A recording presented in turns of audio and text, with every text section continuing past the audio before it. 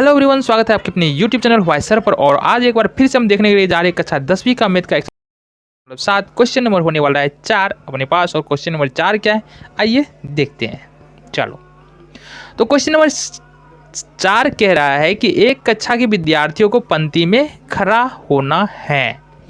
एक कक्षा के विद्यार्थियों को पंक्ति में खड़ा होना है। यदि पंक्ति में 3 विद्यार्थी अधिक होते तो एक पंक्तियाँ कम होती, और यदि पंक्ति में 3 विद्यार्थी कम होते तो 2 पंक्तियाँ अधिक होती। कुछ भी नहीं पल्ले पर आना है ना, ऊपर से मेरे भी सर के ऊपर से। आइए देखते हैं क्वेश्चन को। आ जाओ भाई, आ जाओ, देखिए क्वेश्चन क्या कह रहा है। तो पहले बात कर लेते हैं, हल लिख लेते हैं।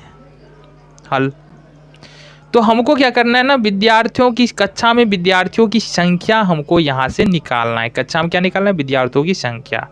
तो यहाँ पर लिखेंगे माना कि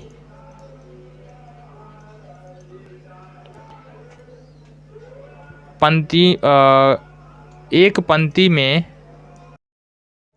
पंक्ति में विद्यार्थियों की कुल संख्या, विद्यार्थियों की कुल संख्या इक्वल टू x, ठीक है, तथा कुल पंक्ति बराबर y। तो जरा एक बार ध्यान देना, हमने माना क्या है कि यदि एक पंक्ति में कुल विद्यार्थी x है और पंक्ति की कुल संख्या y है। थोड़ा इस पर हम ध्यान केंद्रित करें और समझने की कोशिश करें कि हमने यहाँ पर क्या माना है। ठीक है, ये देख लो। चलो, एक पंक्ति में जो है वो 3 विद्यार्थी है और पंक्ति की संख्या हमारे पास मान लो 4 है। पंक्ति की संख्या कितना है, 4 है। 1 2 3 4, ठीक है। विद्यार्थी की बात की, पंक्ति में कितने विद्यार्थी, एक पंक्ति में 3 विद्यार्थी, तो हमने एक पंक्ति में कितना माना है, x विद्यार्थी माना है। तो कुल पंक्ति y, कुल पंक्ति कितनी है, 4। तो कुल विद्यार्थी क्या होगा, कुल विद्यार्थी हो जाएगा यहाँ से एक पंक्ति में विद्यार्थी संख्या जो कि है 3 और पंक्ति की संख्या जो कि है 4। तो कुल विद्यार्थी क्या हो जाएगा, 12। ये बातें समझ में आ रही कि नहीं आ रही है, नहीं आ रही है, आ रही है। चलो बढ़िया, आ गया। चलो आगे देख लेते हैं।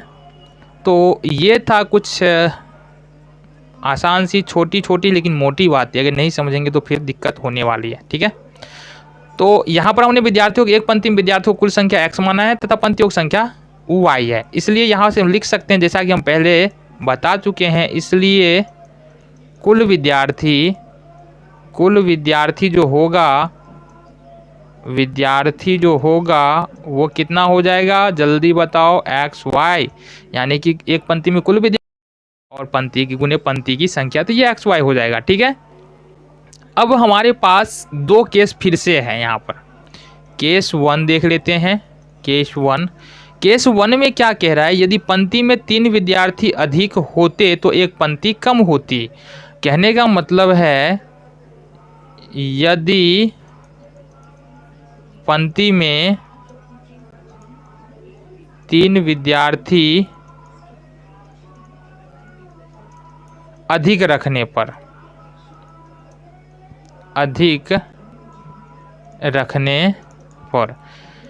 पंक्ति में जब 3 विद्यार्थी अधिक रखेंगे तो हमारे पास क्या हो जाएगा, विद्यार्थियों की संख्या एक पंक्ति में, तो है ना, एक पंक्ति में विद्यार्थियों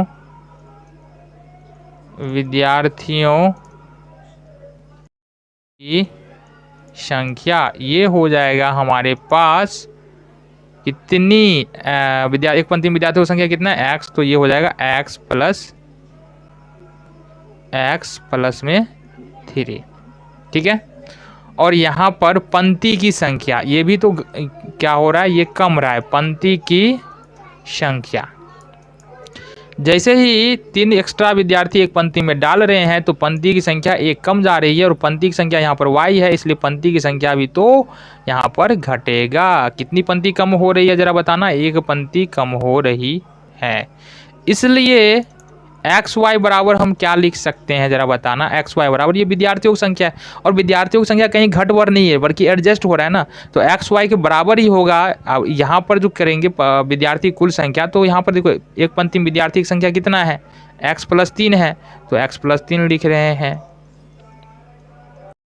की संख्या कितना है, y माइनस 1 है, तो इसको y माइनस 1 लिख रहे हैं। ये भी कुल विद्यार्थी की संख्या है, यहाँ विद्यार्थी की संख्या x था और पंक्ति की संख्या y था, कुल विद्यार्थी x y।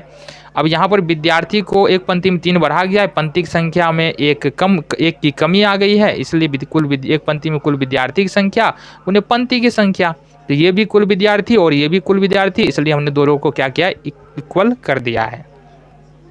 अब यहाँ से इसको सॉल्व करने की कोशिश करते हैं। यहाँ से हो जाएगा ये हमारा एक्स वाई बराबर, ये हो जाएगा एक्स वाई और ये हो जाएगा प्लस में 3y, ये 3y फिर माइनस एक्स और ये हो जाएगा -3।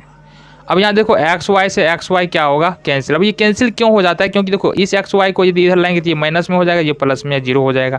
या इसको भी उठा के इधर लेके आएंगे, इसको भी उठा कर अगर ये प्लस में रहेगा, ये माइनस में हो जाएगा, एक्स वाई में से एक्स वाई घटाएंगे तो क्या हो जाएगा, 0 हो जाएगा।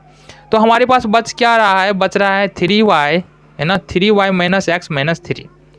ठीक है, तो इस दोनों टर्म को क्या करना है, उठा के इस तरफ ले आना है। तो दोनों टर्म को उठा के लाएंगे तो क्या हो जाएगा, ये हो जाएगा हमारे पास, सबसे पहले x को उठा के ले जाओ इक्वल टू दूसरी तरफ, तो ये हो जाएगा माइनस एक्स है, यहाँ पर दूसरी तरफ जाएगा तो ये हो जाएगा प्लस में x, और फिर इसको ले जाएंगे अगर प्लस में 3y तो ये हो जाएगा माइनस में 3y, और इधर तो हमको सिर्फ बच जाएगा, वो बच जाएगा माइनस में 3।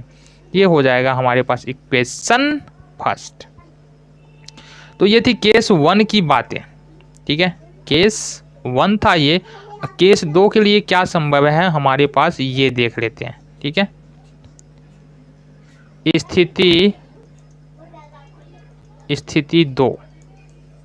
स्थिति 2 में क्या हो रहा है जरा देख लेते हैं। यदि पंक्ति में 3 विद्यार्थी कम हो, है ना, स्थिति 2 में पंक्ति की संख्या, है ना, या एक पंक्ति में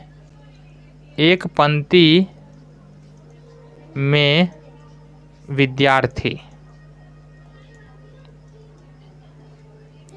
ठीक है, एक पंक्ति में विद्यार्थी कितना हो रहा है, कम हो जा रहा है। अब एक पंक्ति में पहले x विद्यार्थी था, अब 3 विद्यार्थी कम रहा है तो 3 विद्यार्थी कम कर रहे हैं। ठीक है, पंक्ति की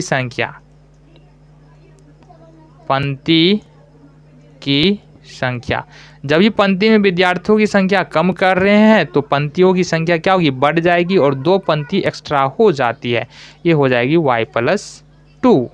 ठीक है, अब यहाँ से जो हमने पहले निकाला था वो क्या निकाला था, हमने पहले निकाला था, अब यहाँ के बाद हम क्या करेंगे, यहाँ बात कर लेते हैं नीचे।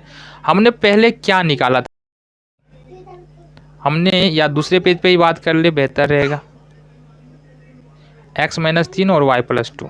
हमने पहले निकाला था क्या चीज़, पंक्ति कुल विद्यार्थी, तो हमारे पास क्या है, एक्स वाई है कुल विद्यार्थी। अभी जो निकाले हम यहाँ से, अभी निकाले हैं कि एक पंक्ति में कुल विद्यार्थी x-3, ये हो जाएगा x-3, और पंक्ति की संख्या अब बढ़ जाती है, ये हो जाती है y+2, ये हो जाती है पंक्ति की संख्या। अब इसको सिंपल सा कैलकुलेशन कर लेना है, तो ये हो जाएगा एक्स वाई बराबर में x को करेंगे y से गुना, ये हो जाएगा एक्स वाई, -3 को y से करेंगे, ये हो जाएगा -3y। ठीक है, 2 को करेंगे x से गुना, ये हो जाएगा +2x, -3 को करेंगे 2 से गुना, ये हो जाएगा -6। अब ये एक्स वाई से एक्स वाई हो जाएगा कैंसल। अब यहाँ से देख लेते हैं ये क्या होने वाला है, ये अब हो जाएगा 2x 3y, और 6 को अब उठा के जो है लाना है इस तरफ, 6 को उठा के किधर ले जाना है, देखो इधर लाना है यहाँ पर। ठीक है, तो ये हो जाएगा प्लस में 6, ये हो गया हमारे पास समीकरण 2। तो समीकरण 1 और 2 से देख लेते हैं क्या करना है हमको। समीकरण 1 हमने निकाला था x-5y बराबर, अच्छा ये नहीं है, समीकरण 1 हमने निकाला था x-3y बराबर -3, x- लिखेंगे समीकरण 1 और 2 से, x माइनस 3y बराबर -3, यही था ना, x माइनस 3y बराबर -3। और दूसरा इक्वेशन जो है वो है 2x माइनस 3y बराबर 6। तो ये दो समीकरण है। अब देखो यहाँ पर गुणांक को बराबर ही नहीं, क्योंकि पहले से यहाँ पर -3y माइनस 3y आ गया है, y का गुणांक बराबर है, तो इसी से हम काम निकाल लेते हैं। सिर्फ और सिर्फ हमको करना पड़ेगा, घटाना पड़ेगा, तो घटा लेते हैं। घटाने के लिए नीचे का चिन्ह चेंज करते हैं, यहाँ पर माइनस, यहाँ पर प्लस, यहाँ पर माइनस।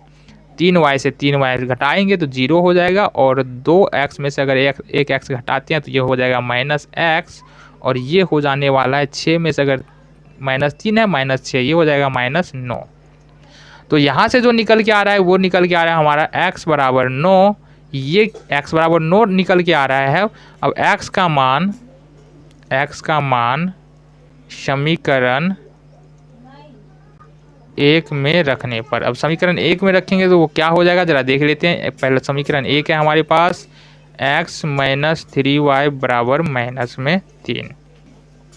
तो x के बराबर हमने निकाला है 9 माइनस 3y बराबर -3, -3y बराबर -3, और 9 को उठा कर ले जाएंगे इस साइड तो ये हो जाएगा -9। यहाँ से देख लेते हैं तो ये हो जाएगा -3y -12 बराबर -12। ठीक है, -3y 9 और -3 -9 -12 हो जाएगा। तो यहाँ से माइनस हो जाएगा कैंसल, यानी ख़त्म। ठीक है, तो अब यहाँ से जो मिल रहा है हमको 12/3। ठीक है, ये गुना में है यहाँ पर ना, ये गुना में है। इस 3 को अगर उठा के इधर ले जाएंगे भाग में हो जाएगा, 3 चौके 12, 4। y बराबर निकल के आ रहा है यहाँ से हमको 4। ठीक है, तो यहाँ पर देख लो क्या निकल के आया। यहाँ पर कुल एक पंक्ति में, ठीक है, एक पंक्ति में विद्यार्थी की संख्या निकल के आ रहा है कितना निकल के आ रहा है। एक पंक्ति में विद्यार्थी की संख्या निकल के आ रहा है 12 ने 9, और पंक्ति निकल के आ रहा है 4, इसलिए कुल विद्यार्थी ये जो निकल के आएगा, ये निकल के आएगा xy बराबर 9 गुने 4 बराबर 36। ये हमारा आंसर है। मिलते हैं आपसे अगले वीडियो में अगले क्वेश्चन के साथ।